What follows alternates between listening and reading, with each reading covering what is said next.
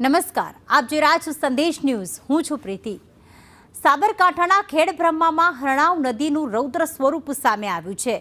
20 વર્ષ પછી હરણાવ નદીએ રૌદ્ર સ્વરૂપ ધારણ કર્યું.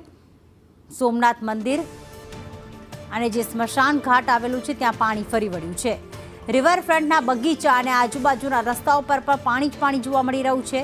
ઉપરવાસમાં ભારે વરસાદથી હરણાવ નદીમાં ઘોડાપૂર આવ્યું.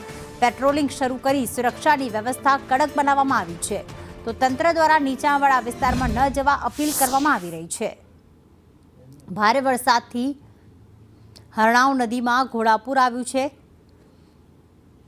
બે અલગ અલગ દ્રશ્યો આપ જોઈ રહ્યા છો. સોમનાથ મંદિર હોય કે રિવરફ્રન્ટ હોય કે જ્યાં હાલમાં ભારે વરસાદથી જળબંબાકારની સ્થિતિ છે. એક તરફ હરણાવ નદી બે કાંઠે વહેતી થતાં રૌદ્ર સ્વરૂપ ધારણ કરતા સમગ્ર જગ્યાએ માત્ર જળ જ જળ જોવા મળી રહ્યું છે. 20 વર્ષ પછી હરણાવ નદીએ આ પ્રકારનું રૌદ્ર સ્વરૂપ ધારણ કર્યું. હિતેશ જોડાઈ ગયા છે. હિતેશ, કયા કયા ગ્રામ્ય વિસ્તારને કે કયા વિસ્તારને એલર્ટ આપવામાં આવ્યું છે?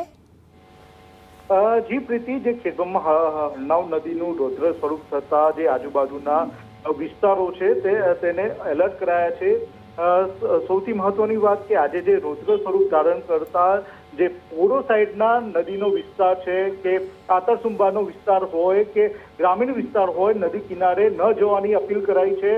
સાથોસાથ જે ખેડબ્રહ્માના જે તમામ વિસ્તારો છે, મંદિર છે, તમામ વિસ્તારોમાં પાણી ફરી વળ્યા છે.